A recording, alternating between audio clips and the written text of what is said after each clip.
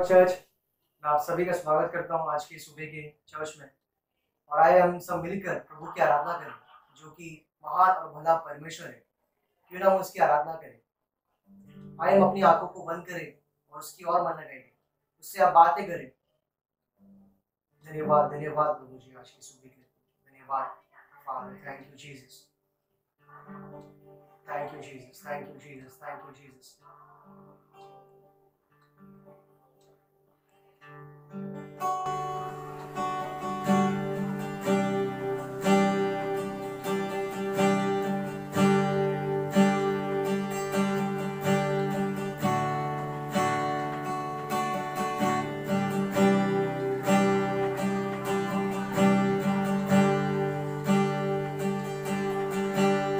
क्या दे सकता हूँ मैं, क्या ला सकता हूँ, कहता तुझे बस शुक्रिया। ओ क्या दे सकता हूँ मैं, क्या ला सकता हूँ, कहता तुझे बस शुक्रिया शुक्रिया।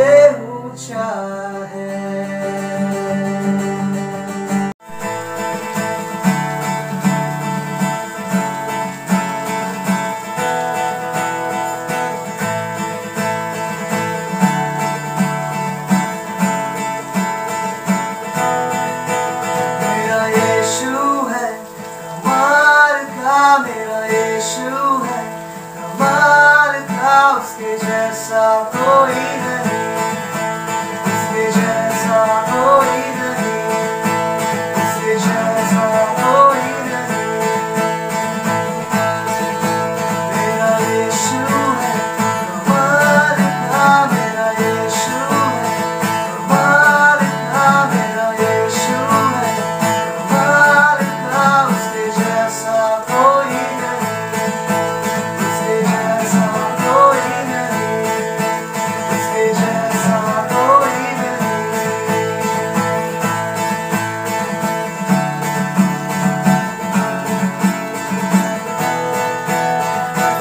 बिन पानी को प्यास बुझाता, बिन रोटी को भूख मिटाता, बिन पानी को प्यास बुझाता, बिन रोटी को भूख मिटाता, बिन पानी को प्यास बुझाता, बिन रोटी को भूख मिटाता। वही जीवन जल है यारो, वही जीवन रोटी, मेरा यीशु है, कमाल का मेरा यीशु है, कमाल का उसके जैसा कोई नहीं, उसके जैसा कोई नहीं, उसके जैसा कोई नहीं, उसके जैसा कोई नहीं।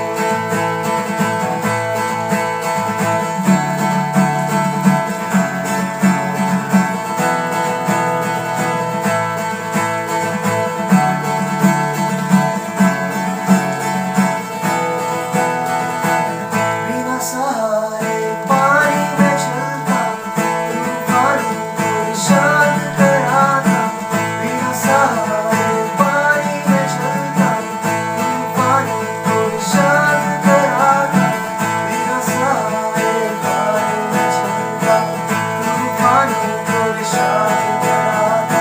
आखिर उसकी बात माने, तूफान शांत हो जाए। मेरा यीशु है, कमाल का मेरा यीशु है, कमाल का उसके जैसा कोई नहीं, उसके जैसा कोई नहीं, उसके जैसा कोई नहीं, उसके जैसा कोई नहीं।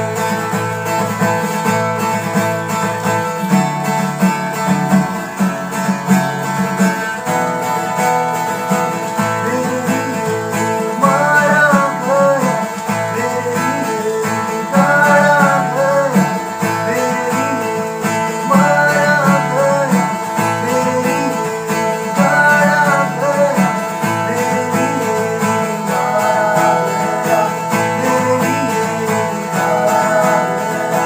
फिर से फिर जिंदा होकर मौत उसने हराया। मेरा यीशु है, कमाल का मेरा यीशु है, कमाल का मेरा यीशु है, कमाल का उसके जैसा कोई नहीं, उसके जैसा कोई नहीं, उसके जैसा कोई नहीं, उसके जैसा कोई नहीं।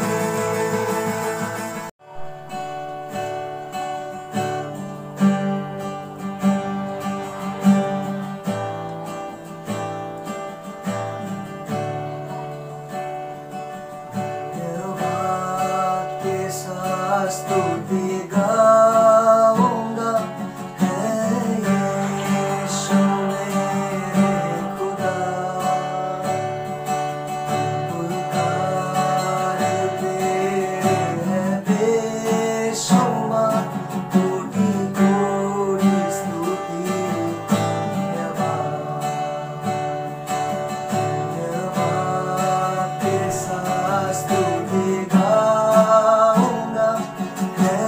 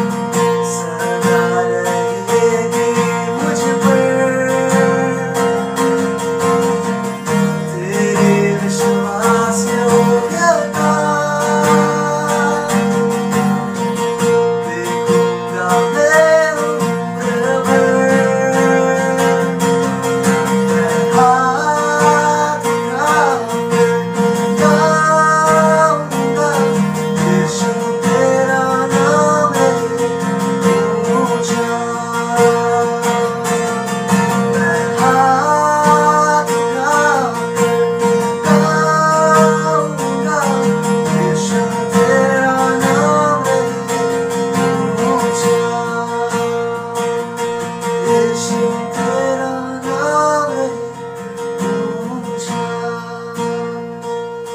यीशु तेरा नाम है ऊंचा, यीशु तेरा नाम है ऊंचा।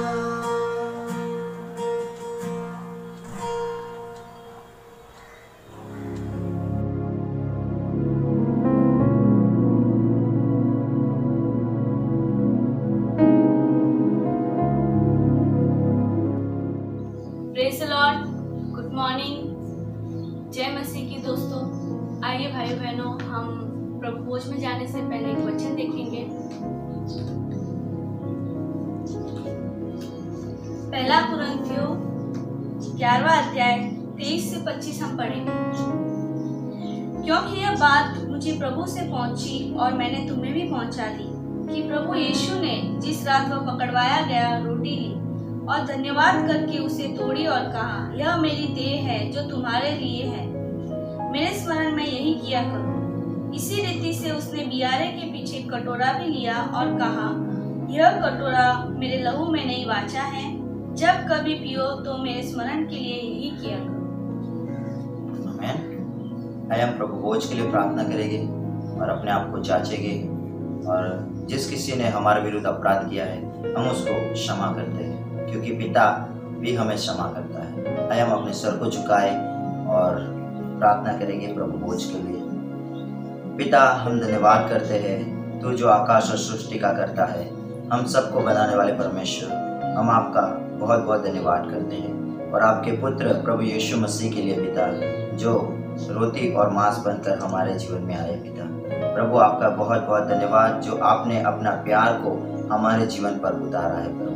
प्रभु हम आपका धन्यवाद करते हैं, और इस प्रभु भोज में जैसे हम शामिल होते हैं प्रभु, हम पिता इसे ग्रहण करते, हम किसी और के जैसा नहीं पर तुझ सा बनते जाए पिता। हमने जो अपराध किया है प्रभु, हमें तू क्षमा कर और अपने पवित्र लहू से हमें धोकर शुद्ध कर पिता। जैसा तू पवित्र है वैसे ही हमें भी तू पवित्र बना दे पिता, और आने वाले दिन के लिए तू हमें तैयार कर प्रभु। और प्रभु जैसे हम प्रभु भोज को ग्रहण करते हैं, हम आत्मिक और शारीरिक चंगाई हम तुझ में पाते हैं प्रभु। और प्रभु जैसे ही हम ग्रहण करें पिता, हमें पिता तुझ सा बनाते जा, और दिन ब दिन अपनी महिमा हमारे जीवन के द्वारा तू प्रकट कर पिता। और प्रभु आने वाले दिन के लिए तू हमें तैयार कर पिता। इस प्रभु भोज को हम आपके हाथ में देते हैं, और आपकी इच्छा इस प्रभु भोज के द्वारा हर एक के जीवन में पूरी हो जाए। यह प्रार्थना विनती यीशु के नाम से, आमीन।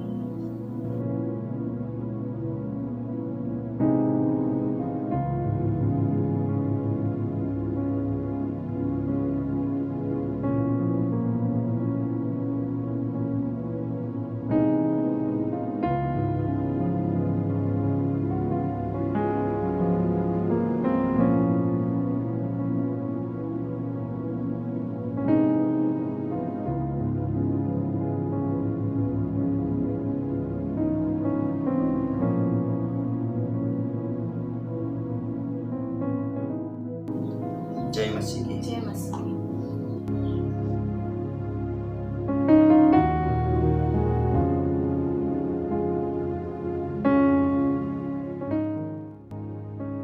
कलीसिया आप सभी का अभिवादन। एक बार फिर से आज की सुबह में आप सभी का स्वागत करता हूं हमारे पिता परमेश्वर की उपस्थिति में, प्रभु यीशु मसीह के नाम से। और पवित्र आत्मा के धन्यवाद, जो हमें सिखाता है, हमें चलाता है और हमें दिन ब दिन यीशु मसीह के समान बनाता है। आमीन। और मैं पिता परमेश्वर का धन्यवाद देता हूँ आप सभी के लिए, हम सभी के जीवन के लिए। और इन कठिन दिनों में परमेश्वर ने हमें संभाला है, वो हमारे लिए विश्वास योग्य रहा है और हमारी सारी ज़रूरत को पूरा किया है, हमें हर एक बातों से सुरक्षित रखा है। आमीन। सो कलीसिया मैं प्रभु का बहुत बहुत धन्यवाद देता हूँ हम सभी के जीवन के लिए। और आए आज की सुबह हम परमेश्वर के अभिषेक वचन में जाएंगे। और आज का जो मेरा टॉपिक है, आज का जो मेरा शीर्षक है वो है the parables of the kingdom. राज्य के जो दृष्टांत है जो प्रभु यीशु मसीह ने हमें सिखाए हैं, उसके बारे में हम बात करेंगे। आमीन। और आज हम जाएंगे मत्ती रचित सुसमाचार अध्याय 13। कलीसिया इसके पहले कि मैं आगे जाऊं, मैं आपसे आपके साथ बांटना चाहता हूं कि यीशु मसीह का जो प्रचार था या जो सेवकाई और जिसमें वो लोगों को प्रचार करते थे या उपदेश देते थे, उनमें ज़्यादातर वो दृष्टांतों का उपयोग करते थे। और दृष्टांत एक तरह की कहानी है जिसके अंदर परमेश्वर की एक आत्मिक सच्चाई छुपी हुई है। आमीन। और प्रभु यीशु ने आकर उसे नया नियम में प्रकट किया जिन पर वो चाहते थे। आमीन। हर किसी पर वो प्रकट नहीं किए गए, लेकिन कुछ लोगों पर प्रभु ने प्रकट किए जिन पर वो करना चाहते थे। क्योंकि कुछ लोगों ने प्रभु यीशु का स्वीकार किया, अपना सब कुछ छोड़कर उसके पीछे हो लिए। जो यीशु मसीह के सच्चे शिष्य थे, जो परमेश्वर से प्रेम करते हैं, जो परमेश्वर की आज्ञा पालन करने के लिए कुछ भी दाम चुकाने को तैयार है, उनके लिए प्रभु यीशु मसीह ने परमेश्वर के राज्य के दृष्टांत को प्रकट किया, उन्हें समझाया और उन्हें सिखाया। आमीन। सो कलीसिया, जो दृष्टांत हम नया नियम में पढ़ते हैं, बहुत बार अलग अलग प्रकार के दृष्टांत यीशु मसीह ने अपने प्रचार के अंदर, अपने शिक्षण के अंदर उनका उपयोग किया है। तो हर एक दृष्टांत एक आत्मिक सच्चाई को, एक आत्मिक सच्चाई के साथ एक स्वर्गीय बातों को प्रकट करता है। आमीन। सो इस मत्ती रचित सुसमाचार के 13वें अध्याय में टोटल 7 प्रकार के अलग अलग दृष्टांत यीशु मसीह ने दिए हैं। और ये 7 दृष्टांत परमेश्वर के राज्य या स्वर्ग के राज्य को लेकर बताए गए हैं। इसके पहले कि मैं आगे जाऊं, आपको बताना चाहता हूं कि किंगडम ऑफ गॉड और किंगडम ऑफ हेवन, परमेश्वर का राज्य या स्वर्ग का राज्य, ये दोनों अलग अलग नहीं है, ये एक ही है। ओके। सो क्योंकि मत्ती रचित सुसमाचार यहूदी जन समूह को लिखा गया है ज़्यादातर, इसीलिए वहाँ पर परमेश्वर का राज्य की जगह पे स्वर्ग का राज्य करके ज़्यादा लिखा गया है। लेकिन आप मरकुस रचित सुसमाचार या लूका रचित सुसमाचार पढ़ेंगे तो वहाँ पे परमेश्वर का राज्य करके लिखा गया है। क्योंकि यहूदी लोग परमेश्वर का नाम व्यर्थ नहीं लेते, इसलिए ज़्यादातर मत्ती के सुसमाचार में हम परमेश्वर के राज्य को स्वर्ग का राज्य करके ज़्यादा देखते हैं। ओके। लेकिन हालांकि मैं आपको बताना चाहता हूँ कलीसिया, कि स्वर्ग का राज्य और परमेश्वर का राज्य ये दोनों एक ही राज्य है, अलग अलग राज्य नहीं है। और उस राज्य का राजा हमारा परमेश्वर है, हमारा प्रभु यीशु मसीह है। आमीन। और उस राज्य के संतान, उस राज्य के लोग आप और मैं हैं। आमीन। और ये इस वजह से हुआ क्योंकि आपने और मैंने परमेश्वर के एक लौते पुत्र यीशु मसीह के बलिदान पर, उसके पुनरुत्थान पे विश्वास किया, उसे ग्रहण किया, उसे स्वीकार किया। आमीन। अपने हृदय में। इसीलिए आज उसका राज्य हमारे हृदय में है। आमीन। वो हमारे अंदर राज्य करता है और हमारे द्वारा राज्य करता है। आमीन। परमेश्वर का राज्य, जैसे बाइबल में हम पढ़ते हैं, परमेश्वर का राज्य कोई देखी हुई बात नहीं है, या कोई ऐसा राज्य नहीं है जो राजनीतिक वाला हो, जो भौतिक हो, जो शारीरिक हो, लेकिन वो एक आत्मिक राज्य है। आमीन। और आत्मिक राज्य सब जगह पे काम कर सकता है। और ज़्यादातर परमेश्वर अपने लोगों के हृदय में राज्य करता है और लोगों के द्वारा राज्य करता है। आमीन। तो आज स्वर्ग का राज्य आपके लिए और मेरे लिए है, जो अभी है और जो हमेशा के लिए होगा। आमीन। सो आए हम जाएंगे मत्ती रचित सुसमाचार अध्याय 13 वचन 1 से 23। ये 1 से 23 में हमने बहुत सारी बातें हैं, जैसे समय मिलेगा हम उसमें जाएंगे। नहीं तो 4 पॉइंट्स मैं आपके साथ शेयर करना चाहता हूँ, जो मत्ती रचित सुसमाचार के अध्याय 13 के 18 से 23 में 4 पॉइंट मैं आप लोगों के साथ बांटूंगा। लेकिन उसके पहले हम पहले वचन से आगे जाएंगे। सो मत्ती रचित सुसमाचार अध्याय 13 वचन 1। पवित्र आत्मा हम सभी को अनुग्रह दे, हमें अभिषेक दे कि परमेश्वर के राज्य के दृष्टांत को, जो आत्मिक सत्य है, जो पुराने नियम में बंद था लेकिन नया नियम में यीशु मसीह के द्वारा अपने शिष्यों पर प्रकट किया गया, आज हम भी यीशु मसीह की कलीसिया, यीशु मसीह के शिष्य है। हमें सिखा पवित्र आत्मा, हमें उस वचन की गहराई में ले चल और हमें वो आत्मिक सत्य को जानने के लिए, समझने के लिए तू सहायता कर। यीशु मसीह के नाम से मांगते हैं, आमीन।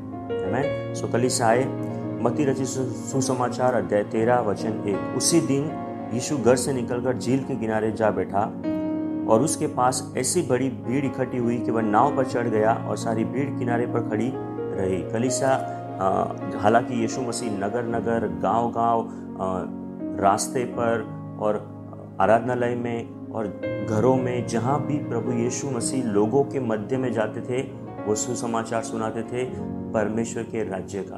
आमेन। वो लोगों को परमेश्वर के बारे में सिखाते थे। यीशु मसीह ने कभी कोई पुलपिट नहीं ढूंढा, उसने हमेशा पीपल, मैं बोलना चाहता हूँ इंग्लिश में अच्छी बात है, उसने पुलपिट नहीं ढूंढा, उसने पीपल ढूंढा, यानी उसने मंच को नहीं ढूंढा, उसने लोगों को ढूंढा जिनको उद्धार की ज़रूरत थी, जिनको परमेश्वर की ज़रूरत थी। सो कलीसिया हमेशा याद रखे, अगर हम प्रभु की सेवा करते हैं या जो कलीसिया जिनका सभी का उत्तरदायित्व है कि उसका सुसमाचार लोगों तक पहुंचाए, तो चाहे हमें मंच मिले या ना मिले, हमें लोग जरूर मिलेंगे, तो हम लोगों के पास जाए और वहाँ अपना मंच बनाए और प्रभु का प्रचार करें। आमेन। सो यहाँ पर लिखा है यीशु मसीह एक नाव में बैठकर लोगों को उपदेश दे रहे हैं। हालांकि ये अनोखा नहीं है, ये पहली बार नहीं हुआ। अगर आप लूका रचित सुसमाचार पढ़ेंगे अध्याय 5, जहाँ पर पहली बार यीशु मसीह पतरस से मिलते हैं, बाइबल कहती है वहाँ पर भी एक बड़ी भीड़ थी और उस भीड़ यीशु मसीह पे गिर रही थी, इसलिए यीशु मसीह ने पतरस की नाव का सहारा लिया, उस नाव पर बैठकर लोगों को उपदेश दिया। आमेन। सो कलीसिया यीशु मसीह नाव पर बैठकर लोगों को उपदेश दे रहे थे। आजकल हमको बहुत सारी बातों का हम फैसिलिटीज़ ढूंढते हैं, हम कन्वीनियंट चीज़ों को ढूंढते हैं, मुझे हिंदी में नहीं मालूम कन्वीनियंट, लेकिन हम क्या बोलते हैं, सुख सुविधा वाला अच्छा जगह रहेगा, हम प्रचार करेंगे। यीशु मसीह राजाओं का राजा, प्रभु का प्रभु, हर परिस्थिति में परमेश्वर के राज्य का सुसंदेश लोगों तक पहुंचाता था, क्योंकि जो महत्वपूर्ण बात है वो है परमेश्वर के राज्य का वचन लोगों के हृदय में बोया जाना। आमेन। मंच कहीं भी हो सकता है, कुछ भी हो सकता है, समय कभी भी हो सकता है, अभी भी, बाद में भी, कभी भी, लेकिन हमें परमेश्वर के राज्य का संदेश पहुंचाना है। आमेन। सो आए वचन 3 में जाएंगे। और उसने उनसे दृष्टांतों में बहुत सी बातें कही। देखो, एक बोने वाला बीज बोने निकला। कलीसिया ये पहला जो दृष्टांत है वो बीज बोने वाले का दृष्टांत है। उसके बाद आप देख सकते हैं दूसरा गेहूं और जंगली दाने का दृष्टांत है, राई के दाने का दृष्टांत है, खमीर का दृष्टांत है, गड़ा हुआ धन का दृष्टांत है, बहुमूल्य मोती का दृष्टांत है, जाल का दृष्टांत है। ऐसा प्रकार के 7 प्रकार के अलग अलग दृष्टांत प्रभु यीशु मसीह ने अपने सेवकाई में, अपने उपदेश में, अपने शिक्षण में परमेश्वर के राज्य को सिखाने के लिए लोगों के मध्य में उसका उपयोग किया है। हालांकि यीशु मसीह ज़्यादातर जो क्या बोलते हैं नैसर्गिक या जो शारीरिक चीज वस्तु को लेकर आत्मिक सत्य को बताते थे। हालांकि बीज बोना, फिर राई का दाना, फिर गेहूं का दाना, या फिर मछुआरे जो मच्छी पकड़ने के लिए जाल डालते हो, ये सब साधारण रोजमर्रा का जो हमारा जीवन का जो चीज वस्तु है उसके द्वारा यीशु मसीह ने आत्मिक सत्य लोगों तक पहुंचाया है। आमेन। सो हम सब जानते हैं कि जो इज़राइल जो नेशन था वो एग्रीकल्चर नेशन था। इज़राइल जो देश था वो एक कृषि उत्पादक देश था, इसलिए वहाँ पर बहुत सारे किसान और हम सब देखते हैं। तो यीशु मसीह ने दाने का उदाहरण लिया है, दाने का दृष्टांत के द्वारा उन्होंने बहुत सारी बातें लोगों तक पहुंचाई है। लेकिन हमेशा याद रखें, हर एक दृष्टांत जो नैसर्गिक और शारीरिक चीज वस्तु को लेकर आत्मिक बातों को दर्शाता है, स्वर्गीय बातों को दर्शाता है, परमेश्वर के आत्मिक सत्य को, जो गूढ़ बातें हैं, जो पुराने नियम से छुपी थी, उसको वो उजागर करता है, उसे वो खोलता है, उसे वो प्रकट करता है। लेकिन कलीसिया इसके पहले कि मैं आगे जाऊं, मैं आपसे कहना चाहता हूं, परमेश्वर ही है जो उन दृष्टांतों को, उन भेदों को हमारे पर खोल सकता है जब हमारा रिश्ता उसके साथ सही है। इसके पहले मैं आगे जाऊं, द रेवलेशन जो प्रकटीकरण है, द रिलेशनशिप ब्रिंग्स रेवलेशन। हमेशा जो रिश्ता हमारा परमेश्वर के साथ होगा, जिस लेवल पे होगा, क्या बोलते हैं हम लोग, जिस स्तर पे हमारा रिश्ता परमेश्वर से होगा, उस स्तर का प्रकटीकरण परमेश्वर हमें देगा, क्योंकि रिलेशनशिप्स ब्रिंग्स रेवलेशन। आमेन। सो जो रिश्ता है वो प्रकटीकरण को लेके आता है। ओके। सो हमेशा परमेश्वर के साथ सही रिश्ते में बने रहे, और उसका सबसे बेस्ट एग्जाम्पल, सबसे अच्छा उदाहरण हमारा प्रभु यीशु मसीह है। जब वो मनुष्य बनकर इस पृथ्वी पर आया, उसने मनुष्य बनकर ये दिखाया कि हम परमेश्वर के साथ, यानी स्वर्ग में उसके साथ इस पृथ्वी पर रहकर एक रिश्ता बना सकते हैं, उस रिश्ते को बरकरार रख सकते हैं। तो जितना हमारा रिश्ता गहरा, मजबूत और सही होगा, उतना परमेश्वर अपना प्रकटीकरण हमें देगा। और हमारा लक्ष्य प्रकटीकरण पाना नहीं है, हमारा लक्ष्य उसके साथ रिश्ता निभाना है। प्रकटीकरण अपने आप वो देगा। आमेन। सो गॉड ब्लेस यू। आगे जाएंगे वचन 4, मत्ती रचित सुसमाचार अध्याय 13 वचन 4, जहाँ पर 4 प्रकार के बारे में यीशु मसीह बात कर रहे हैं। 4 प्रकार की भूमि या 4 प्रकार की ज़मीन, जिसको बाइबल में उदाहरण के तौर पे दिया है। ये 4 जो अलग अलग प्रकार की जो ज़मीन है या भूमि है या मिट्टी है, ये मनुष्य के हृदय की स्थिति को दर्शाता है। आमीन। हम सब जानते हैं कि जो बीज है वो परमेश्वर का वचन है। हम लोग जाएंगे आज, क्योंकि जो वचन है वो बीज के समान है। आमीन। और जो भूमि है या जो मिट्टी है वो मनुष्य के हृदय की स्थिति है। 4 अलग अलग प्रकार के हृदयों को हम देख सकते हैं, क्योंकि यहाँ पर वचन पहले दूसरे में देखा कि बहुत बड़ी भीड़ यीशु मसीह के इर्द गिर्द है और यीशु मसीह वहाँ से उन्हें परमेश्वर के राज्य का संदेश दे रहे हैं, जिसमें यीशु मसीह के शिष्य भी शामिल है। ओके, सो इसके पहले कि मैं आगे बढ़ूँ, मैं आपसे कहना चाहता हूँ, अलग अलग प्रकार की हृदय की परिस्थिति है, अलग अलग प्रकार के हृदय की स्थिति है, अलग अलग प्रकार के हृदय जो मिट्टी के रूप में इस वचन में दिखाए गए हैं। क्योंकि जो बीज होता है वो हमेशा मिट्टी में बोया जाता है, और जब कोई अच्छी मिट्टी होती है, जब कोई अच्छी ज़मीन होती है तो उस बीज को फलवंत करती है और उस बीज के द्वारा अच्छी फसल आती है। आमीन। सो बीज में कमी नहीं है, बीज में खामी नहीं है, मिट्टी अच्छी होनी चाहिए।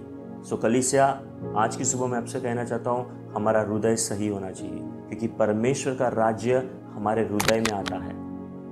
आमीन। हृदय यानी हमारी आत्मा में। मैं फिजिकल हार्ट की बात नहीं कर रहा हूँ, मैं स्पिरिचुअल हार्ट यानी हमारा इनर स्पिरिट की बात कर रहा हूँ, हमारे अंदर आत्मा की बात कर रहा हूँ। आमीन। सो हमारा हृदय, हमारे अंदर बातें सही होनी चाहिए। Praise God. तो जाएंगे। बोते समय कुछ बीज मार्ग के किनारे गिरे, पक्षियों ने आकर उन्हें चुग लिया। कुछ पथरीली भूमि पर गिरे, जहाँ उन्हें बहुत मिट्टी न मिली, और गहरी मिट्टी न मिलने के कारण वे जल्द उगाए। पर सूरज निकलने पर वे जल गए और जड़ न पकड़ने से सूख गए। कुछ झाड़ियों में गिरे और झाड़ियों ने बढ़कर उन्हें दबा डाला। पर कुछ अच्छी भूमि में गिरे और फल लाए, कोई 100 गुना, कोई 60 गुना, कोई 30 गुना। जिसके कान हो वह सुन ले। आमीन। कलीसिया, यहाँ पर यीशु मसीह ने कहा एक बीज बोने वाला बीज बोने के लिए निकला। ओके, और यहाँ पे लिखा है 4 प्रकार का। पहला जो मार्ग के किनारे है, दूसरा जो पथरीली है, तीसरा जो झाड़ियों वाला है, और चौथा अच्छी भूमि। आमीन। ये 4 अलग अलग कैटेगरी है, 4 अलग अलग वर्ग या अलग अलग श्रेणी है, जिसके बारे में यीशु मसीह यहाँ पे दृष्टांत दे रहे हैं। और बाइबल कहती है बीज बोने वाला बीज बोने निकला। ओके, और यहाँ पे लिखा है लास्ट में, जिसके कान हो वो सुन ले। कलीसिया, वेरी इंपॉर्टेंट, सबसे महत्व की बात है कि हम क्या सुनते हैं और कैसे सुनते हैं, क्योंकि बाइबल हमें सिखाती है कि हमें बोलने में धीमा होना है, लेकिन सुनने में ऊंचा होना है, क्योंकि हम बोलने के द्वारा नहीं, सुनने के द्वारा सीखते हैं। जब हम सीखेंगे तब हम समझेंगे, जब हम समझेंगे तब हमारे जीवन में उन चीज़ों को हम लागू करेंगे, और तब वो परिवर्तन, वो बदलाव हमारे जीवन में आएगा। आमीन। सो कलीसिया, हम आगे जाएंगे। ये आपके ये चारों जो अलग अलग ज़मीन के बारे में, जो भूमि के बारे में या मिट्टी के बारे में यीशु मसीह कह रहे हैं, वो वचन 18 से 23 में मैं आपके साथ 4 पॉइंट बांटूंगा। लेकिन उसके पहले बीच के कुछ वचन है, हम जल्दी से देखेंगे। वचन 10, और चेलों ने पास आकर उससे कहा, तू उनसे दृष्टांतों में क्यों बातें करता है? उसने उत्तर दिया कि तुमको स्वर्ग के राज्य के भेदों की समझ दी गई है, पर उनको नहीं।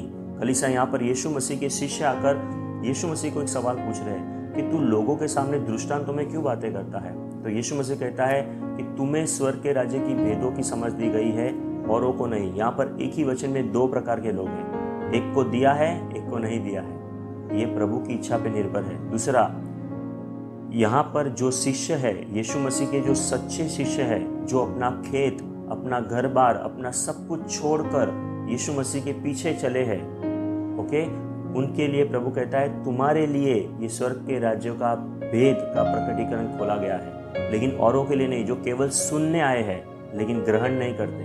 ओके, बहुत सारी भीड़ थी जिन्होंने यीशु मसीह का प्रवचन सुना, यीशु मसीह का संदेश सुना, उन्हें अच्छा लगा और सुनकर अपने घर चले गए। लेकिन कुछ लोग थे, गिने चुने लोग थे, जो जीवन भर यीशु मसीह के पीछे चले, हर दुख तकलीफ में यीशु मसीह के साथ रहे और अपना सब कुछ छोड़कर, अपना दाम चुकाकर वो आगे आए।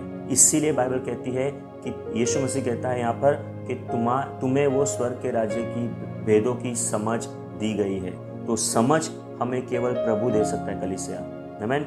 नॉलेज कहीं से भी आ सकता है, इंटरनेट से, बुक से, कहीं से भी नॉलेज आ सकता है।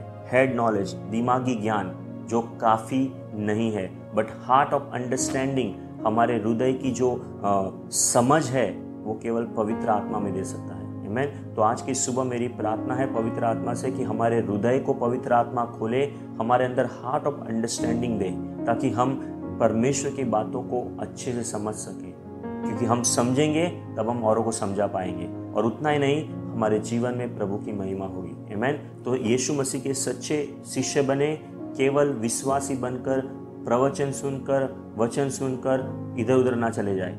वचन को अपने जीवन में ग्रहण करे, वचन को अनुमति दे कि हमारे हृदय की मिट्टी में, गहराई में वो बोया जाए, ताकि हम फल लाए, कोई 100 गुना, कोई 60 गुना, कोई 30 गुना। आमीन। सो आए हम आगे जाएंगे। वचन 12, क्योंकि जिस किसके पास है उसे दिया जाएगा और उसके पास बहुत हो जाएगा, पर जिसके पास कुछ नहीं है उससे जो कुछ उसके पास है वह भी ले लिया जाएगा।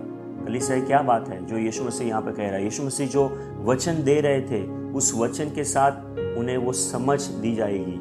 जो वचन को ग्रहण करेंगे उन्हें वो समझ दी जाएगी, और यीशु मसीह कहता है उन्हें मैं और समझ दूंगा और प्रकाशन से भरूंगा। लेकिन जो केवल वचन को लेते हैं लेकिन उसे ग्रहण नहीं करते, वो वचन जो उनको दिया गया है वो भी ले लिया जाएगा। सो कलीसिया, जो परमेश्वर ने हमें दिया है वो हमारे लिए सबसे मूल्यवान है। आमीन। और वो है परमेश्वर का अभिषिक्त वचन, और उस अभिषिक्त वचन के अनुसार जीने के लिए हमें परमेश्वर ने पवित्र आत्मा दिया है, क्योंकि पवित्र आत्मा वचन के साथ काम करता है, और वचन पवित्र आत्मा के बगैर काम नहीं करता। क्योंकि परमेश्वर का वचन अगर बीज के समान है, तो जो पवित्र आत्मा है वो जीवन का जल है। आमीन। और इस दृष्टांत में जो बीज है वो परमेश्वर का वचन है। अगर आप यही दृष्टांत मरकुस रचित सुसमाचार के 4 अध्याय में और लूका रचित सुसमाचार के 8वें अध्याय में पढ़ेंगे, तो थोड़ा बहुत आगे पीछे लिखा गया है, या कुछ बातों को खुलकर बताया है।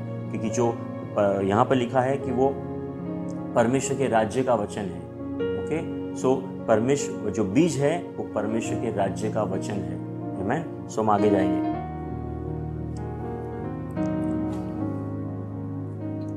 वचन 13, मैं उनसे दृष्टांतों में इसलिए बातें करता हूँ कि वे देखते हुए नहीं देखते और सुनते हुए नहीं सुनते और नहीं समझते। ओके, यहाँ पे 13 वचन लिखा है कि यीशु मसीह कहता है अपने शिष्यों को कि मैंने उन्हें दृष्टांत में इसलिए कहा कि वो देखते हुए ना देखे और सुनते हुए ना सुने। वो क्यों ऐसा कह रहे हैं पता है कलीसिया? क्योंकि जो मनुष्य है वो एक बलवा करने वाले लोग हैं, विद्रोह करने वाले लोग हैं। वो जानबूझकर उन चीज़ों को करेंगे जो परमेश्वर ना कहता है। ओके, उदाहरण के तौर पे जब परमेश्वर ने आदम और हवा को बनाया, अदन के बगीचे में रखा, परमेश्वर ने पहले ही उन्हें ये सूचना दी थी कि इस पेड़ का फल मत खाना। कलीसिया, बाइबल कहती है वही पेड़ पर परीक्षा आई, वही पेड़ पर परखने वाले ने उनको परखा, उसी पेड़ का फल हवा ने खाया और आदम को खिलाया।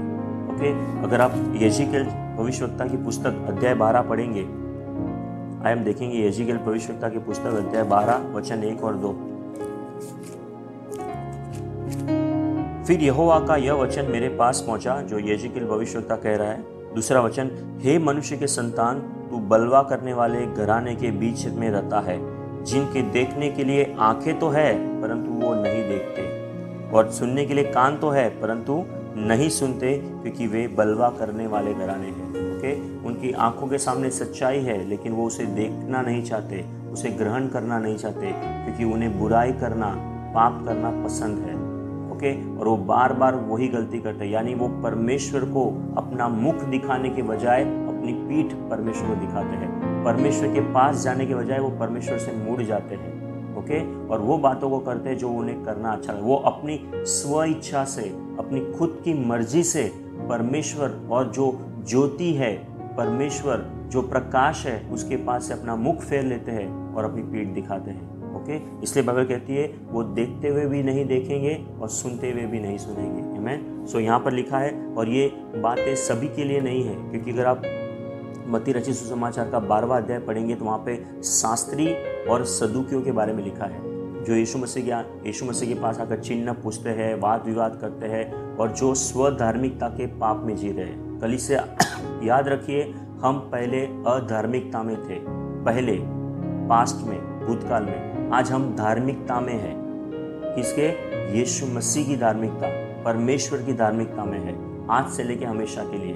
ओके, लेकिन बाइबल कहती है जो फरीसी थे, जो शास्त्री थे, जो सदुकी थे, जो धर्म गुरु थे, जो पुराने नियम के पहली 5 पुस्तकों का ज्ञान रखते थे लेकिन समझ बिल्कुल नहीं थी, वो लोग केवल स्वार्थ में जीते थे, वो अधार्मिकता के पाप में जीते थे। सॉरी, स्वधार्मिकता के पाप में जीते थे। हम अधार्मिकता से पर प्रभु यीशु मसीह के द्वारा परमेश्वर की धार्मिकता में आए हैं, लेकिन वो लोग अधर्मी भी नहीं थे और परमेश्वर की द्वारा धर्मी भी नहीं थे, वो स्वधर्मी थे। वो सब कुछ अपनी बदौलत पे करते थे, सब कुछ अपने तरीके से करते थे। अपने आप को प्रसन्न करना, लोगों को दिखाना, अपने आप को बड़ा बनाना। ओके, और वो लोगों ने यीशु मसीह के शिक्षण को ग्रहण नहीं किया। उन्होंने परमेश्वर के राज्य का वचन जो बीज के समान यीशु मसीह ने सभी को सुनाया, उन्होंने उस बीज को, उस वचन को अपने हृदय में ग्रहण नहीं किया। आमीन। इसलिए यहाँ पर यीशु मसीह कहता है वो देखते हुए भी नहीं देखेंगे और सुनते हुए भी नहीं सुनेंगे। ओके, तो दृष्टांत 2 तरीके के लोगों के लिए है। एक जो प्रभु यीशु के पीछे चलना चाहते हैं, अपनी स्व इच्छा से अपना सब कुछ छोड़कर, दाम चुकाकर, उनके लिए परमेश्वर के राज्य का वचन जो बीज के समान है, उसका राज्य का जो रहस्य या भेद है वो प्रकट किया जाएगा। ओके, जिनके लिए प्रभु खोल देगा, लेकिन कुछ लोगों के लिए वो दृष्टांत उस सच्चाई को छुपा देगा। यानी एक ही दृष्टांत सच्चाई को प्रकट भी करता है और सच्चाई को छुपा के भी रखता है। और छुपा के इसलिए रखता है क्योंकि वो प्रभु यीशु मसीह को ग्रहण नहीं करते, उसके शिक्षण को अपने जीवन में नहीं स्वीकार करते। लेकिन कलीसिया में परमेश्वर का धन्यवाद देता हूँ कि आप और मैं जो यीशु मसीह की कलीसिया है, हम यीशु मसीह के शिष्य हैं।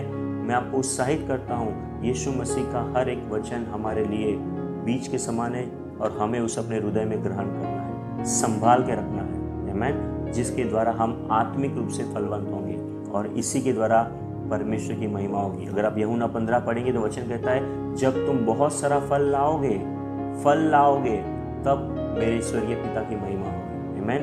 क्योंकि जो यीशु मसीह का पिता है वही हमारा पिता है और हम अपने पिता की महिमा चाहते हैं। और अगर हम सच्चे शिष्य हैं तो हम अपना सब कुछ समय आने पर सब कुछ छोड़कर उसके पीछे जाएंगे। ओके, सो हम आगे जाएंगे। वचन 15, क्योंकि इन लोगों का मन मोटा हो गया है और वे कानों से ऊंचा सुनते हैं, उन्होंने आंखें। ओके, आप 14-15 बाद में पढ़ सकते हैं, जो यशायाह नबी के अध्याय 6 अध्याय से यीशु मसीह ने लेकर ये बातों को सिखाया। मेरे पास समय कम है। ओके, आगे जाएंगे। वचन 16, पर धन्य है तुम्हारी आंखें कि वे देखती है और तुम्हारे कान की वे सुनते हैं। वाओ, यहाँ पर लिखा है, यीशु मसीह कहता है धन्य है तुम्हारी आंखें जो देखती है और तुम्हारे कान जो सुनते हैं। क्या बात है ये! पुराने नियम के सभी भविष्यवक्ता यीशु मसीह के बारे में सिखा रहे थे, यीशु मसीह के आने के बारे में बता रहे थे, लेकिन उन्होंने यीशु मसीह को नहीं देखा था और ना ही सुना था। जिस प्रकार यीशु मसीह के शिष्य उन्हें देख रहे थे और सुन रहे थे। और इसलिए यीशु मसीह कहता है धन्य है तुम्हारी आंखें जो देखती और सुनती है।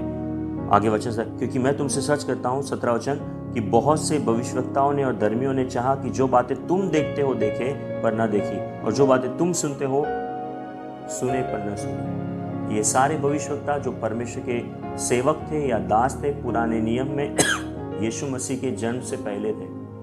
उन्होंने भी इच्छा की कि यीशु मसीह को देखें, लेकिन उन्होंने आपके और मेरे लिए भविष्यवाणियाँ की, आपके और मेरे लिए परमेश्वर का वचन तैयार करके हमारे पास भेजा पवित्र आत्मा के द्वारा।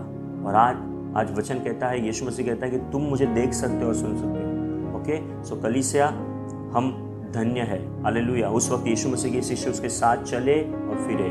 आज यीशु मसीह पवित्र आत्मा के द्वारा हमारे साथ है, हमारे आसपास है। आमीन। हम जल्दी से आगे जाएंगे। मैं 4 कैटेगरी, 4 अलग अलग वर्ग या श्रेणी के बारे में बात करूंगा जल्दी से।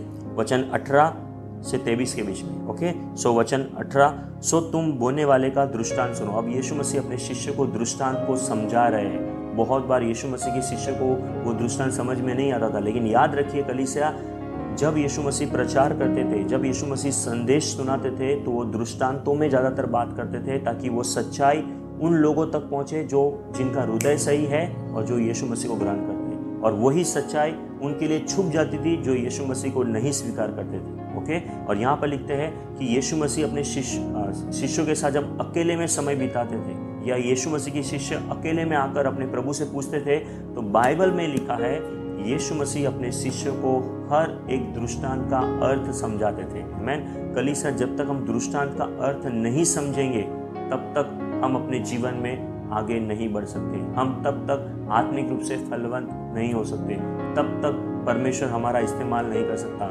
जब तक हमें आत्मिक समझ ना मिले। आमीन। और यीशु मसीह एक महान प्रभु, हमारा महान प्रभु है, जिन्होंने शारीरिक भौतिक बातों को, छोटी छोटी चीज वस्तुओं का उपयोग करके हमें आत्मिक सत्य को बताया। आमीन।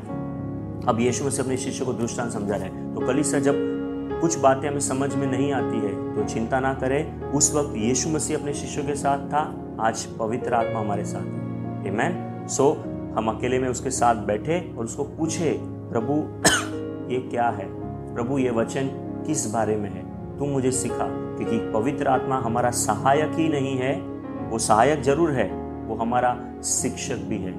Is a good teacher. पवित्र आत्मा हमारा एक अच्छा शिक्षक है जो हमें परमेश्वर के राज्य के वचन का मार्गदर्शन देता है, हमें सिखाता है। क्योंकि यीशु मसीह कहता है वो आएगा और तुम्हें सिखाएगा सारी बातें। आमीन। वो तुम्हें सत्य की गवाही देगा। आमीन। आगे जाएंगे। सो वचन 19, पहला पॉइंट, जो कोई राज्य का वचन सुनकर नहीं समझता, उसके मन में जो कुछ बोया गया है उसे वह दुष्ट आकर छीन ले जाता है। यह वही है जो मार्ग के किनारे बोया गया था। ओके। कलीसिया, पहला कैटेगरी या पहला वर्ग है मार्ग के किनारे पर। ओके। बाइबल कहती है यहाँ पर कि बोने वाले ने बीज बोना शुरू किया, कुछ बीज मार्ग के किनारे गिरे, सब नहीं, कुछ बीज मार्ग के किनारे गिरे। ये पहला पॉइंट है जिसको हम बोल सकते हैं जिसकी कोई प्रतिक्रिया नहीं, नो रिस्पॉन्ड। जिन्होंने वचन तो आया लेकिन उन्होंने समझा नहीं। यहाँ पे लिखा है सुनकर नहीं समझा।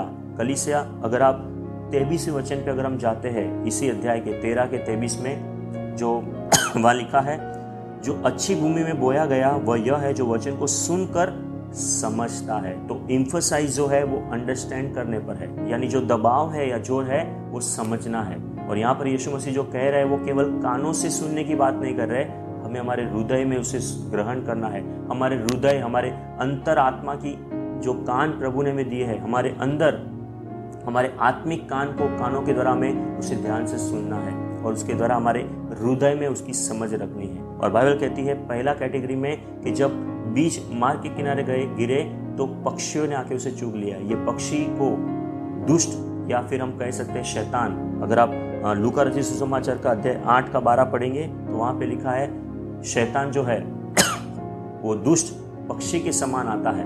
ओके। जैसे हवा के पास उस सांप के रूप में आया, यहाँ पर पक्षी के रूप में उसे देखते हैं, वो आता है और क्या करता है, दानों को उठा ले जाता है। ये पहला कैटेगरी है जहाँ पर लोगों को वचन पहुँचा लेकिन उन्होंने समझा नहीं, वो समझने से पहले शैतान ने आके उनको उस वचन को उनमें से छीन लिया। कलीसिया, याद रखे, शैतान हमेशा तत्पर है, रुका है कि जब परमेश्वर के राज्य का वचन लोगों के हृदय में बोया जाना शुरू होता है, उस वक्त जो लोग उसे हल्का लेते हैं, गंभीरता से नहीं लेते हैं, वो तुरंत उनमें से निकाल कर ले जाता है। अगर हम दूसरा कुरिन्थियों का अध्याय 4 वचन 3 और 4 पढ़ेंगे तो वहाँ लिखा है कि शैतान ने इस संसार के लोगों की आत्मिक आंखों को क्या किया है, अंधा कर दिया है, ताकि परमेश्वर के तेजोमय सुसमाचार का प्रकाश उन पर ना चमके। कलीसिया, शैतान है जो हमारे मन को, हमारे बुद्धि को अंधा कर देता है, आत्मिक रूप से हमको अंधा कर देता है। कलीसिया, याद है कि जब आदम और हवा ने पाप किया, जब वो फल खाया, हालांकि उनकी शारीरिक आंखें खुल गई लेकिन उनकी आत्मिक आंखें हमेशा के लिए बंद हो गई। ओके। तो उन्होंने आत्मिक प्रकाश को देखना बंद कर दिया जो परमेश्वर खुद था, प्रभु खुद था। कलीसिया, इसलिए जब नया नियम में जब यीशु मसीह आया तो उन्होंने कहा मैं जगत की ज्योति हूँ। वो सूरज के साथ अपने आप को कंपेयर नहीं कर रहे थे, वो आत्मिक ज्योति है। आमीन। और जब हम ज्योति के पास आते हैं हम उसे देखते हैं कि वो कौन है, लेकिन हम अपने आप को भी देख सकते हैं कि हम कैसे हैं। ओके। और तब हम बदलाव ला सकते हैं। तो जब हम ज्योति के पास आते हैं तो कलीसिया, पहला जो पॉइंट है वो है कोई प्रतिक्रिया नहीं, यानी प्रतिक्रिया करने से पहले ही शैतान ने उनके अंदर से वचन को चुरा लिया। मैं परमेश्वर का धन्यवाद करता हूँ कि आप और मैं इस कैटेगरी में नहीं है। प्रभु का धन्यवाद, हम इसमें से पार हो गए। लेकिन ये हमारे लिए फिर भी लागू हो सकता है जब परमेश्वर का वचन हमें सुनाया जाता है, सिखाया जाता है। जब हम घमंड में रहते हैं या जब हम उन चीज़ों को गंभीरता से नहीं लेते या परमेश्वर के वचन को अपने हृदय के अंदर स्थान नहीं देते, तो वचन हमारे अंदर से आज भी जा सकता है। Okay, so be careful. जब परमेश्वर का वचन हम पढ़ते हैं, सुनते हैं या सीखते हैं, उसे अपने हृदय में अच्छे से ग्रहण करना है। आमीन। सो पहला पॉइंट, कोई प्रतिक्रिया नहीं।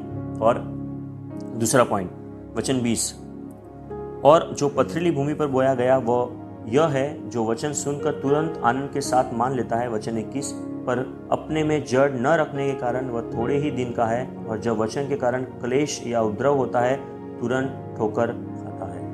ओके, कलीसिया दूसरे प्रकार का जो भूमि है या जो ज़मीन है वो है पथरीली भूमि। कलीसिया हमको बहुत बार पता होगा कि बहुत बार छोटे छोटे पत्थर ज़मीन में होते हैं, उसके ऊपर एक मट्टी की परत होती है, बहुत बड़ी नहीं, थोड़ी सी मट्टी रहती है। अगर आप उस मट्टी को साफ करोगे तो नीचे से चट्टान या पत्थर दिखाई देगा। तो जब बीज बोया गया तो क्या हुआ, वो उस मट्टी पे गिरा जिसके नीचे पत्थर था, और क्या हुआ, उस मट्टी के कारण वो जल्दी से उगा तो सही, क्योंकि मट्टी अच्छी थी, वो उग गया, जल्दी से बाहर आया। लेकिन वचन कहता है नीचे पत्थर होने की वजह से उसको जड़ नहीं मिली, वो गहराई में नहीं गया, क्योंकि जो जड़ होती है वो गहराई में होती है। जड़ की वजह से इसको पृथ्वी की वो जो मॉइस्चर्स बोलते हैं, हिंदी में क्या बोलते हैं मुझे मालूम नहीं, मॉइस्चर्स जो होता है वो जो पृथ्वी से मिलता है, ज़मीन से मिलता है, वो नहीं मिला, क्योंकि पत्थर ने उसको नीचे जाने से रोक दिया। और ऊपर से जब सूरज की गर्मी आई तो क्या हुआ, वो जल गया। और ये उस प्रकार के लोग हैं जिन्होंने वचन को सुना, जल्दी से ग्रहण किया और ज़्यादा उत्साहित, ज़्यादा आनंदित होकर, ये उस तरीके के लोग मैं बोल सकता हूँ जो कलीसिया आना पसंद करते हैं, जिन्हें विश्वासियों की संगति पसंद है, जिनको प्रभु की गीत गाना और सुनना अच्छा लगता है, जो सब कुछ अच्छा लगता है, जिससे उनको आनंद मिलता है, वो चीज़ें वो करते हैं। ये उस तरीके के लोग हैं। लेकिन बाइबल कहती है कि जब क्लेश, उपद्रव या संकट वचन के वजह से आया, वचन के, कलीसिया याद रखिए, जब वचन आता है तो वचन के पीछे सताव भी आएगा। उत्पत्ति में पहले अध्याय में, तीसरे अध्याय में देखा कैसे परमेश्वर ने वचन कहा कि इस पेड़ का फल मत खाना, और बाइबल कहती है उसी वचन के अनुसार उसी पेड़ पर सताव, एक प्रकार का सताव या इस प्रकार का परीक्षा, एक प्रकार का परखना आया। आज भी जब हम परमेश्वर के वचन को ग्रहण करते हैं, बहुत सारी बातें हमारे विरुद्ध आती है। और यहाँ पर हम देखते हैं कि वो जल्दी से उगाया और सूरज की रोशनी, जो प्रकाश इतना गर्म था, उसने उसको जला दिया, क्योंकि उसकी जड़ें जमीन में नहीं थी। बहुत सारे ऐसे लोगों को मैंने देखा जो केवल नामधारी विश्वासी है, जिनको संडे टू संडे आना पसंद है या महीने में 1 या 2 संडे आना पसंद है, वचन पढ़ना अच्छा लगता है, गाना सुनना अच्छा लगता है, विश्वासियों के साथ आना जाना अच्छा लगता है। लेकिन जब वचन के कारण सताव आएगा या सताव आता है, वो तुरंत हिल जाते हैं। क्यों? क्योंकि उनकी जड़ प्रभु में मजबूत नहीं है। कलीसिया ये दूसरा कैटेगरी है, ये दूसरा वर्ग है जिसमें कुछ लोग हैं। प्रभु का धन्यवाद इस दृष्टांत के लिए, जिसके द्वारा आप और मैं अपने आप को जांच सकते हैं। दूसरों को मत जांचिए, अपने आप को जांच सकते हैं कि हम कौन से कैटेगरी में आते हैं। ओके, तो पहला कैटेगरी में से हम बाहर आ गए, लेकिन ये दूसरे कैटेगरी में लिखा है कि बहुत सारे लोग ऊपरी रूप से, बाहरी रूप से बहुत अपने आप को धर्मी दिखाएंगे, लेकिन उनके अंदर वो जड़ गहराई में नहीं जाएगी, वचन उनके गहराई में नहीं पहुंच सकता, क्योंकि पीछे पत्थर है, जिसको हम बोल सकते हैं कि स्टोनी हार्ट, एक कठोर हृदय। ओके, जो सच्चा पश्चाताप नहीं करते, सिर्फ ऊपर से दिखावा करते हैं, क्योंकि जो सच्चा पश्चाताप करता है वो हमेशा के लिए बदल जाता है। आमीन। और बाइबल हमें उत्साहित करती है कि हमें सच्चा पश्चाताप करना है। वो हृदय से प्रभु के वचन को ग्रहण नहीं करते, वो सब बाहरी रूप से करते हैं, क्योंकि उनको आनंद मिलता है, क्योंकि उन्हें अच्छा लगता है। लेकिन जब वचन के कारण सताव, हो सकता है रिश्तेदार, हो सकता है अड़ोसी पड़ोसी, हो सकता है कुछ भी अचानक उनके विरुद्ध आ जाए, और तभी वो तुरंत क्या हो जाता है, हड़बड़ा जाते हैं और वो पीछे चले जाते हैं।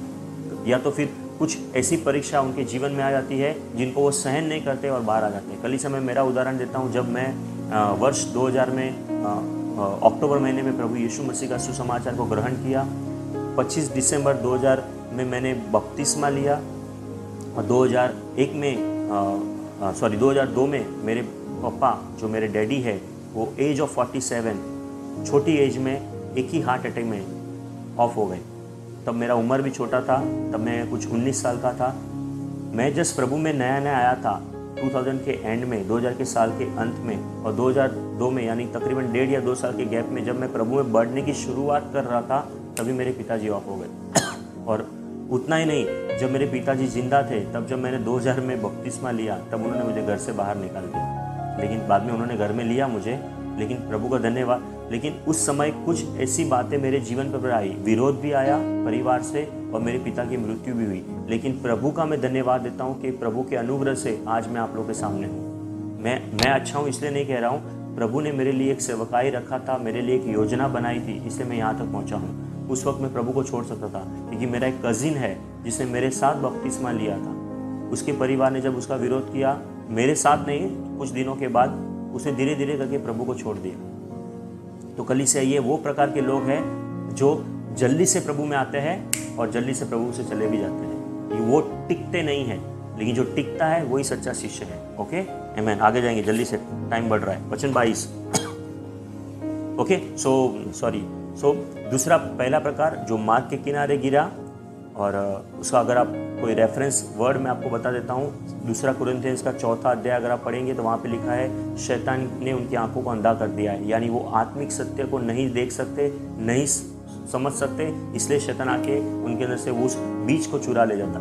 दूसरा है पथरीली भूमि, एक कठोर हृदय। और वचन अगर आप मत्ती का 22वां अध्याय पढ़ेंगे तो लिखा है कि तू अपने प्रभु से, अपने परमेश्वर से सारे मन से, सारे प्राण से, अपनी सारी शक्ति से प्रेम कर। कलीसिया जब हम परमेश्वर से प्रेम करेंगे ना, तो संसार की हर एक चीज़, वस्तु, हर एक बातों के ऊपर हम रहेंगे।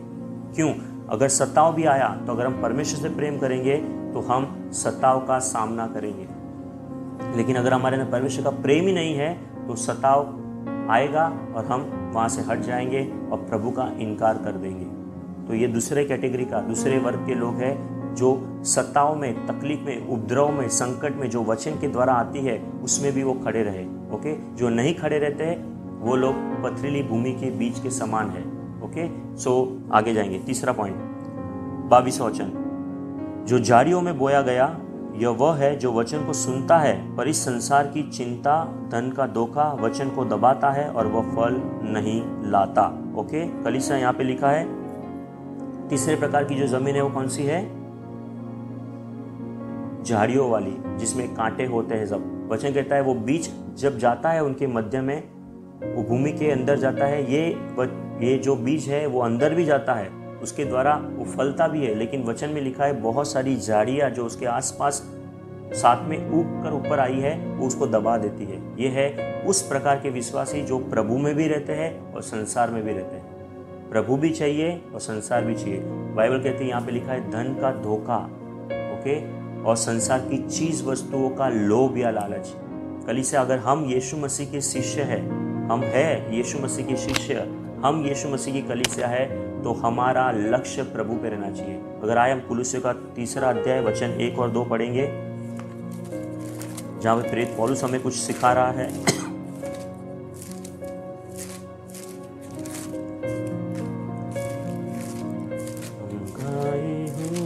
ओके, सो कुलुस्सियों का 3 अध्याय वचन 1 और 2, जहाँ प्रेरित पौलुस कुलुस्सियों की कलीसिया से कुछ कह रहा है, और आप और मैं भी यीशु मसीह की कलीसिया है, आप और मैं भी यीशु मसीह के शिष्य है। आमीन। और एक सच्चा शिष्य, एक सच्ची कलीसिया होने के नाते हमारा क्या कर्तव्य है, हमारी क्या जिम्मेदारी है, वो देखेंगे।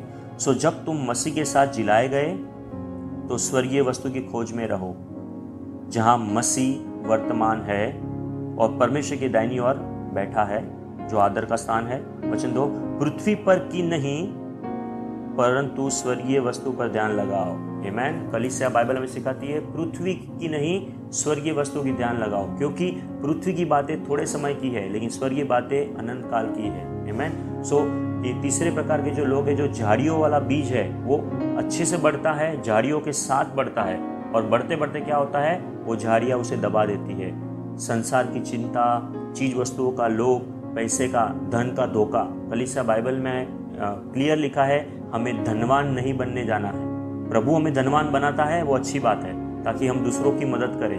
बी केयरफुल, हमें आत्मिक रूप से धनवान बनने के लिए प्रभु ने बनाया है, भौतिक रूप से, शारीरिक रूप से धनवान नहीं। अगर प्रभु धनवान बनाता है तो अच्छा है, मैं धनवान के खिलाफ नहीं हूँ, I am not against the riches, जो रिचनेस जो है, अमीरत्व है, उसके खिलाफ नहीं हूँ मैं। वो प्रभु की ओर से दी गई आशीष हो सकती है और उसके द्वारा हम दूसरों को आशीष कर सकते हैं, लेकिन हमें नया नियम के अंतर्गत हमें आत्मिक रूप से धनवान बनना है। हमें आत्मिक रूप से दूसरों को धनवान बनाना है। और हम आत्मिक रूप से तब धनवान बनते हैं जब हम यीशु मसीह को अपने जीवन में ग्रहण करते हैं, उसके वचन का पालन करते हैं, अपना जीवन का सब कुछ छोड़कर उसके पीछे चलते हैं। एक सच्चे शिष्य का यही निशानी है। एक सच्ची कलीसिया ये है जो अपना ध्यान स्वर्गीय बातों में लगाती है, पृथ्वी की बातों पर नहीं। ओके, तो तीसरा है, हमें झाड़ियों वाला बीज में नहीं है। यहाँ पे लिखा है कि चीज वस्तु हो सकता है हमें बहुत सारी बातों का लोभ हो, लालच हो, चिंता हो, ये क्या करेगा, हमें आत्मिक रूप से बढ़ने से लिए रोकेगा। आज क्या हो गया है, 6 महीने का इस लॉकडाउन में बहुत सारे लोगों का जॉब और बिजनेस खत्म हो चुका है। इनडायरेक्टली लोग पैसे की वजह से चिंता में आ गए हैं। चीज़ वस्तुओं की बहुत बार हम लालच में पड़ते हैं। आजकल हम देखते हैं स्मार्टफोन, ये हर दिन कुछ ना कुछ नया आता है और जो हम देखते हैं वो हमें चाहिए रहता है, लेकिन ये क्या करता है, हमें आत्मिक रूप से बढ़ने से रोक देता है। क्योंकि बाइबल कहती है जो तुम्हारे पास है उसी में संतुष्टि रखो। आमीन। सो कलीसिया जो हमारे पास है, जितना भी है परमेश्वर ने हमें दिया है, ज्यादा है तो दूसरों के साथ शेयर करो। जैसा नया नियम की कलीसिया करती थी। प्रेरितों के काम 4 अध्याय में बाइबल कहती है उनके पास किंगडम माइंडसेट था, राज्य का माइंडसेट था, सब कुछ साझे का था, कोई भी गरीब नहीं था, एक दूसरे के साथ एक दूसरे की सहायता करते थे। आमीन। लेकिन जो धनवान बनने गए, 1 तीमोथी 6 में लिखा है, वो बहुत सारी परीक्षाओं में और पाप में गिर गए। उन्होंने अपने विश्वास के साथ समझौता कर लिया है। तो प्लीज बी केयरफुल, धनवान बनने मत जाओ। अगर हम धनवान है तो परमेश्वर का धन्यवाद, हमें परमेश्वर के राज्य के लिए, राज्य की बढ़त के लिए अपना मदद आगे बढ़ाना है, अपना हाथ आगे बढ़ाना है। ओके, सो तीसरे प्रकार के जो लोग हैं, जिसको पहला कोई प्रतिक्रिया नहीं, दूसरा हम बोल सकते हैं कि जल्दी से उत्साह में आते हैं या जल्दी से भावनाओं में आ जाते हैं, रोना शुरू करते हैं, मैं प्रभु से बहुत प्यार करता हूँ वगैरह वगैरह। जैसे हम बहुत सारे इमोशनल लोगों को देखते हैं, तो मैंने इस पॉइंट को इस प्रकार डाला है कि भावनात्मक रूप से प्रतिक्रिया देते हैं। और तीसरा है वो है सांसारिक प्रतिक्रिया, संसार की चीज वस्तुओं का लालच, लोभ, पैसे का धोखा या पैसे का जो भी लोग बोलो, ये सब बातें, क्योंकि बाइबल कहती है पैसा अच्छा है, पैसे के प्रति जो प्यार है वो सारी बुराई का जड़ है। आमीन। और पैसा हमारा सेवक है, स्वामी हमारा परमेश्वर है। आमीन। सो याद रखें, हमें पैसे के पीछे नहीं जाना है, हमें हमारे प्रभु के पीछे जाना है। और जैसा प्रभु को अपनी सेवकाई में कमी नहीं हुई, हमें भी नहीं होगी। आमीन। सो प्रेज गॉड। सो नंबर 1 कोई प्रतिक्रिया नहीं, नंबर 2 भावनात्मक प्रतिक्रिया, नंबर 3 सांसारिक प्रतिक्रिया। ओके, और नंबर 4 हम देखेंगे जो फलदायी प्रतिक्रिया है। वचन 23 जल्दी से। जो अच्छी भूमि में बोया गया वह है जो वचन को सुनकर समझता है और फल लाता है, कोई 100 गुना, कोई 60 गुना, कोई 30 गुना। ये चौथा कैटेगरी है जिसको हम बोल सकते हैं फलदायी रूप से उन्होंने रिस्पॉन्ड किया, फ्रूटफुल बने। कैसे? उन्होंने वचन को सुना, अपने हृदय में उसे ग्रहण किया, उसे समझा और उसके द्वारा वो, और बाइबल कहती है यहाँ पे कोई 100 गुना, कोई 60 गुना, कोई 30 गुना। कलीसिया जो भी सच्चे मसीह लोग हैं, जो सच्ची कलीसिया है, जो सच्चे यीशु मसीह के शिष्य है, सब अलग अलग रूप में अपनी अपनी क्षमता में फल लाएंगे। जरूर नहीं कि हम एक समान फल लाए। हो सकता है मैं 30 गुना फल लाऊंगा, आप 60 गुना फल लाओगे। ओके, तो सबकी क्षमता, सभी की क्षमता अलग अलग है, सबकी काबिलियत परमेश्वर ने अलग अलग दी है। तो हमें कंपटीशन या कंपैरिजन नहीं करना है। यहाँ पे सिर्फ बताया कोई 100 गुना लाएगा, कोई 60 गुना लाएगा, कोई 30 गुना लाएगा, लेकिन फल सभी लाएंगे। आमीन। और हमें फल लाने को कहा गया है। पुराने नियम में इजराइल को फल लाने कहा था, वो फेल हो गए। अब नया नियम में परमेश्वर चाहता है कलीसिया फल लाए। इसलिए अब यूहन्ना रचित सुसमाचार का 15 अध्याय का पढ़ेंगे तो वहाँ लिखा है, यीशु मसीह कहता है सच्ची दाखलता मैं हूँ और जो डाली मुझ में बनी है वो फलती है, और जो फलती है उसे मेरा पिता जो किसान है वो उसे छांटता है ताकि और फले, लेकिन जो नहीं फलती उसे वो काट डालता है। ओके, तो यूहन्ना 15 में यीशु मसीह हमारी दाखलता है। हम सारे विश्वासी कलीसिया उसकी अलग अलग डालियां है, बहुवचन है वो, और जो पिता है वो किसान है जो उस बगीचे की रक्षा करता है, उसे साफ सुफ करता है। ओके, सो कलीसिया। और अगर हम प्रोवर्ब्स चैप्टर 4:23 अगर नीति वचन का 4:23 में पढ़ेंगे तो लिखा है सबसे पहले अपने हृदय की चौकसी करना, क्योंकि जीवन का स्रोत वही है। सो कलीसिया, आज की सुबह मैं आपसे कहना चाहता हूँ हमारा हृदय परमेश्वर के लिए सही होना चाहिए। कलीसिया, हमारा हृदय परमेश्वर के वचन के साथ जुड़ा होना चाहिए, क्योंकि परमेश्वर का राज्य का वचन बीज के समान हमारे हृदय की मिट्टी में बोया गया है। हम मार्ग के किनारे वाले नहीं हैं, हम पथरीली भूमि वाले नहीं हैं, हम झाड़ियों वाले नहीं हैं, लेकिन हम अच्छे ज़मीन, अच्छी भूमि वाले, अच्छे हृदय की जो मट्टी है, जो उसके अंदर जो परमेश्वर का बीज बोया गया, वो व्यक्ति हम हैं। आमीन। और हमें वो व्यक्ति बनना है, तो हमें क्या करना पड़ेगा? हमें परमेश्वर से प्रार्थना करना है कि प्रभु मुझे अच्छी ज़मीन बनना है, अच्छी भूमि बनना है, जिसकी मिट्टी में उत्पादन करने की क्षमता हो, ताकि जब तेरा वचन मेरे अंदर बोया जाता है वो फल लाए और उस फल के द्वारा परमेश्वर पिता की महिमा हो। आमीन। सो कलीसिया, मैं यहाँ भी ख़त्म करता हूँ और बस मैं यही कहना चाहता हूँ कि जो भी है परिस्थिति या जो भी स्थिति हमारे आसपास, उन सब बातों की चिंता ना करें, अपनी आंखें, अपना लक्ष्य अपने प्रभु पे लगाएं। आमीन। सो आइए हम प्रार्थना करेंगे। पिता परमेश्वर, हम धन्यवाद देते हैं प्रभु यीशु क्रिस्त नाज़री के नाम से। पवित्र आत्मा, हम अच्छी ज़मीन या अच्छी भूमि बनना चाहते हैं और आपने हमें बनाया, इसलिए आपका धन्यवाद, ताकि जब कभी आपका वचन हम तक आता है बीज के समान, तो हमारे हृदय की मिट्टी में बोया जाए। और पवित्र आत्मा, आप एक आत्मिक जल है, ताकि उस बीज को आप फसल में बदल कर दे। प्रभु, मुझे याद आ रहा है यूहन्ना रचित सुसमाचार के 4 अध्याय में, जब वो सामरी स्त्री को यीशु मसीह ने संदेश दिया, वचन दिया, बाइबल कहती है वो भाग कर गई, वो पूरे गांव को प्रभु तेरे पास ले आई। और तब प्रभु तेरे शिष्य आए और उन्होंने कहा कि प्रभु, हे गुरु, कुछ खा ले। तब प्रभु तूने कहा कि मेरे पास ऐसा भोजन है जो तुम नहीं जानते, और मेरा भोजन है कि मेरे भेजने वाले की इच्छा पूरी करूं। और तब प्रभु यीशु आपने कहा अपने शिष्यों को कि चारों ओर अपनी आंखें उठाकर देखो कि खेत कटने के लिए तैयार हो चुके हैं, क्योंकि प्रभु वो स्त्री लोगों को तेरे पास लेके आ रही थी। वो लोग फल के रूप में दिखाई दे रहे थे प्रभु, एक फल के स्वरूप में प्रभु तूने उन्हें उदाहरण में बताया। आज प्रभु, हमें भी एक ऐसा ज़मीन, एक अच्छी भूमि का ज़मीन बनना है, एक अच्छा हृदय, एक अच्छी मिट्टी वाला ज़मीन बनना है, ताकि तेरा वचन हमारे अंदर जाए और हम भी प्रभु बहुत सारे गाँवों को, शहरों को, देशों को तेरे राज्य के लिए जीत सके, तेरे राज्य का संदेश उन तक पहुंचा सके, वचन को हम गहराई से ले, समझे और उन तक भी पहुंचा सके। प्रभु, तू इसके लिए हमें अनुग्रह दे और हमें अभिषेक कर। हमारे सारे व्यक्तिगत, पारिवारिक, कलीसियाई पापों के लिए हम पश्चाताप करते हैं। अगर हमने तुझे अपना पीठ दिखाया है, तो आज हम तुझे अपना मुंह दिखाते हैं प्रभु। हम क्षमा मांगते हैं, हम तेरे पास आते हैं प्रभु, क्योंकि उद्धार तेरे द्वारा ही है प्रभु। ये प्रार्थना यीशु मसीह के नाम से करते हैं, सुने कबूल कीजिए। आमीन। कलीसिया, गॉड ब्लेस यू। और प्रभु आप सभी के साथ बना रहे, प्रभु का अनुग्रह आप सभी के साथ बना रहे।